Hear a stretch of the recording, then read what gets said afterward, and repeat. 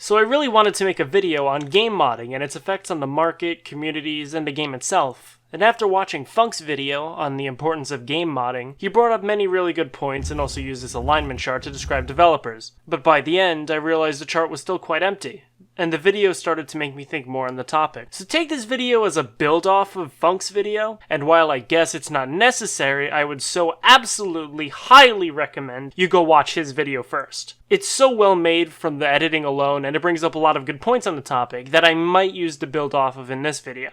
So, in Funk's video, he used an alignment chart like this, and described developers and publishers on their reactions towards modding on their games. Bethesda was described as the chaotic good, From Software was true neutral, Nintendo was lawful evil, and Valve of course was lawful good. To catch you up, you should really watch his video, as it goes far more in depth on what has already been said about this than I can say without purely ripping his work. But one important thing to say is that by the end, there were still lots of open holes on the chart.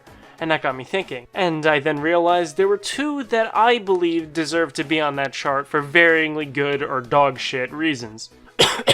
Okay, so, mods have been around since the dawn of video games, counting of course the definition of modding is what I'm describing.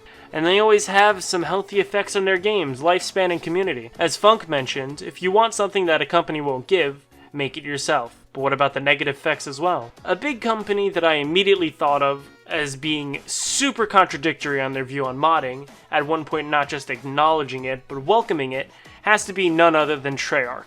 This company truly fits the chaotic neutral spot, with most of their games now are meant to be at least sort of competitively competent. These games are always locked up for modding and hacking, which would make sense because there's a high chance of pulling away from possible monetization and profit over putting in your own content for enjoyment. For a game like Call of Duty Black Ops 4, unlike all its predecessors in the series, is more acclaimed to competition than ever before.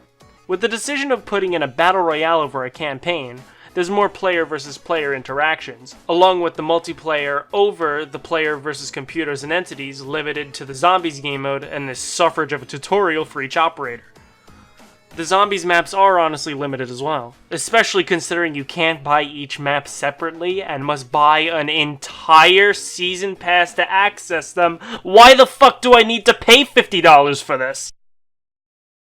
Okay, I got carried away, but point proven, recently they haven't been too into modding lately. But there were two Call of Duty games that did, if you can remember. World at War and especially Black Ops 3 had a ton of support from modders, on PC only, as custom maps were introduced in World at War and then returned to Black Ops 3. Now while I won't talk into World at War because I've never owned or played it, and it would be unjust to say anything without experience, I definitely played out Black Ops 3. While the game had so many maps to play on for both zombies and multiplayers, most were locked behind sort of expensive paywalls, so I never really got to experience them until recently because of the Steam Summer Sale. But what did reel me into buying the game?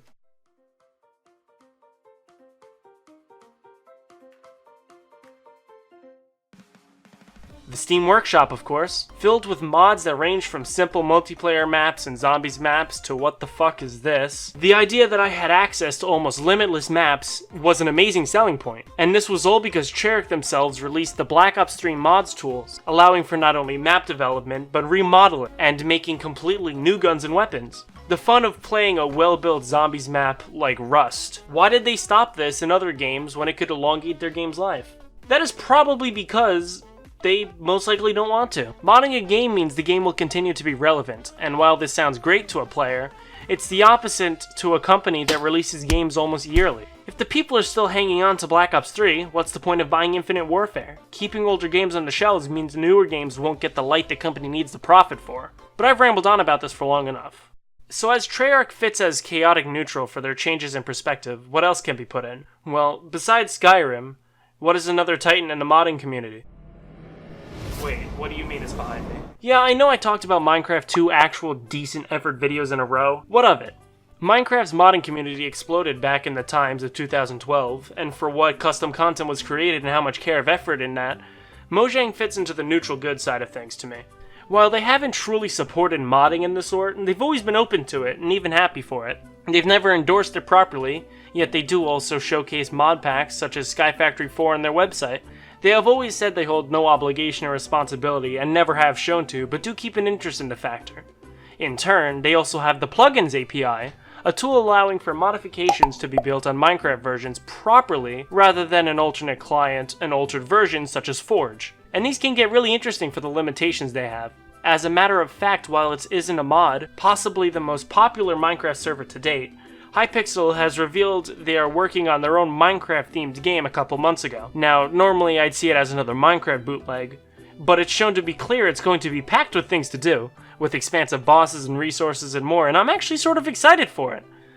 But what's mostly bringing my attention to is the supported modding tools the devs will be releasing alongside it, allowing for incredibly simple compatibility with custom mods like entities and more. It's clear they're open to having a modding community and see the benefits of free creation in their game. Notch himself even showed an interest in the project, excited to hear that the game was being made by people who played and modded Minecraft themselves. So, whether it's Minecraft Noctur Untoten or this,